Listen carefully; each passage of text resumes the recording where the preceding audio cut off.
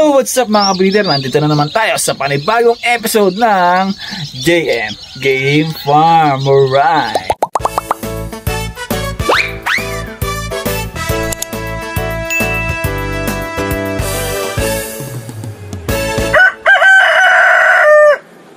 Okay mga breeder, ngayong araw ay magmamarking tayo ng ating mga late board. Kaya tara, samahan nyo ako. Let's go! Okay mga breeder, ngayong araw ay magdi-disinfect tayo gamit ang safe disinfectant. Bali, habang nagmamarking ako, meron ako siyang tropa. Isa na yung magdi-disinfect na ituro ko sa kanya.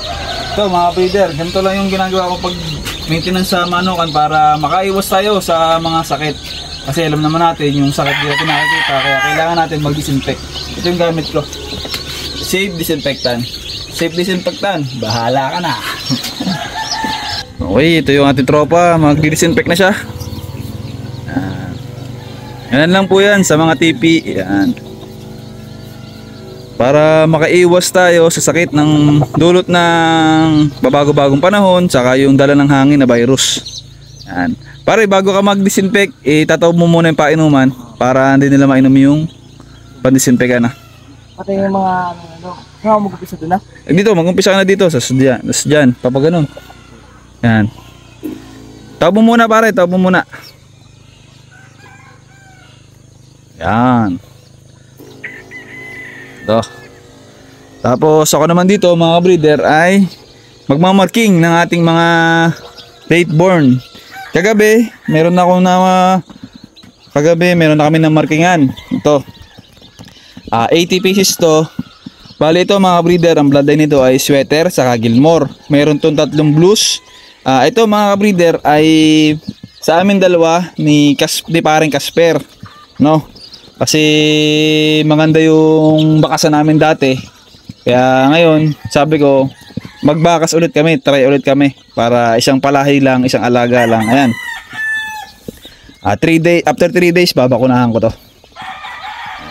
Ito naman yung sa ating breed, yung ating Perfection, Cross Gilmore, Pure Claret, Claret Cross Perfection, Claret Cross Pumpkin, Kelso, yan. Tapos meron din tayong Pure Golden Boy, dalawa nga lang yung napisa. Tapos yung bulik, parang apat siya, apat. Yan. Bali, magmamarking ako mga breeder para matandaan natin kung ano yung mga bloodline. Importante mga breeder na meron tayong record book. Ito. Kung nakikita nyo, ito yung aking February born, pang national. Yan. Tapos ito naman yung pang late born, March 24 born. Napakagandang born mga breeder. Kumbaga hindi siya api sa late born. Ano? Yan. Ito hindi ko pa ito nabibilang kung ilan. Pero mga breeder, tingin ko baka ito ay humigit kumulang. Ayun mga breeder, ano. Bali mga breeder, hindi ko naman papakita sa inyo kung paano yung pagmamarking kasi alam nyo naman si YouTube, ano mga breeder, alam nyo si YouTube mahigpit sa ganon, kaya tayo sumunod tayo kasi baka sakali sumahod tayo, hindi natin masabi.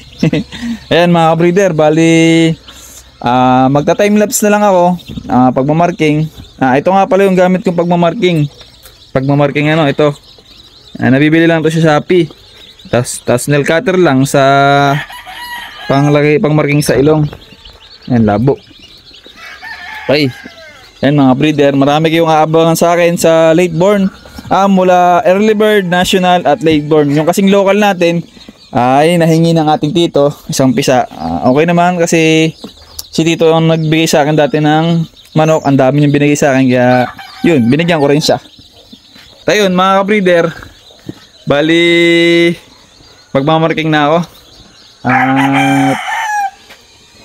Susubukan ko lagi mag-vlog para makita nyo kung paano ko pinapalaki yung sisiw, kung paano ko inaalagaan, para masubaybayan nyo mga breeder. Yung mga gusto mag-avail sa akin, makikita nyo na healthy talaga. Yun nga pala, mamaya paparito si Paring Paulo, yung kapwa endorser natin. Magdadala siya ng bakuna kasi doon ako umorder kasi may tinda siya. Kumbaga suportahan natin yung mga tropa natin na may negosyo, no? Malaki man yan, maliit, nag-uumpisa man yan o matagal na, suportahan natin yung mga ganon kasi walang ibang susuporta sa mga tropa natin kundi tayo lang din magkakatropa, ano. Yun yung mindset ko dito. Halimbawa mga breeder, kayo may negosyo tapos yung kaibigan nyo sinuportahan kayo, huwag nyo silang kalimutan sa oras na kayo ay nakaangat na. Bawa, nag-uumpisa pa lang kayo, talagang wala talaga, as in mga kaibigan, mga kapatid, ang unang sumuport sa inyo, huwag nyo silang kakalimutan, ano, mga breeder. At saka nga pala, si Paring Paulo, siya yung kumbaga nag-ano sa akin na mag-endorser. Ayun, pasalamat ako sa taong to kasi hindi niya pinagdamot yung opportunity at ibinahagi niya sa akin. Kaya pare, pag napanood mo to, maraming salamat. Abay, panoodin mo naman ako pare. Lagi kita pinapanood eh. Hindi, biro lang pare. Ayun. Ito, laban to. Talaga, laban na laban to. Kaya sa mga hindi malayo mga breeder, itong si Paring Paulo, hindi malayo.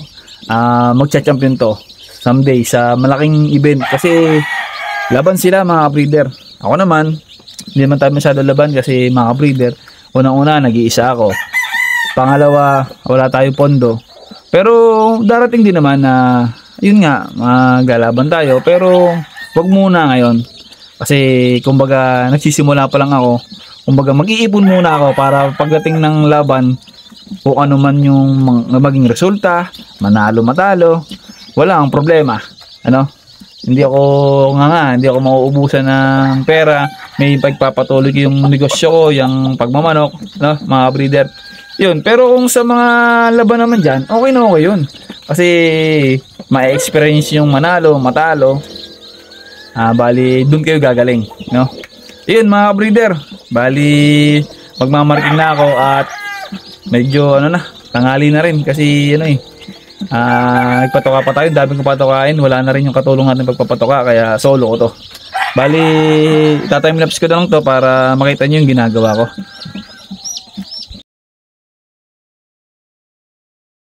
At ayun mga ka-breeder, nakatapos na tayo pag mamarking. Bali mga ka-breeder, lahat po ng aking late born, yan. Lahat po ng late born natin ay nasa 178, yan. Mga breeder, ito yung ating late born. Bali, paiinumin natin sila na tubig na may asukal. Lagi naman ito yung ginagawa natin, tubig na may asukal. Ayan, mga breeder, yung iba, nandun yung isa. Bali, paiinumin ko sila ng tubig na may asukal para lumakas sila ng mga breeder. At ayun mga breeder, paano muna ako, dito na muna magtatapos yung vlog natin, mga breeder. Paano? See you soon sa next episode ng JM Game Farm. Maraming salamat sa patuloy na pagsubaybay at pagsuporta sa akin mga breeder. Makakabawi rin ako sa inyo sa December. Abang-abang kayo.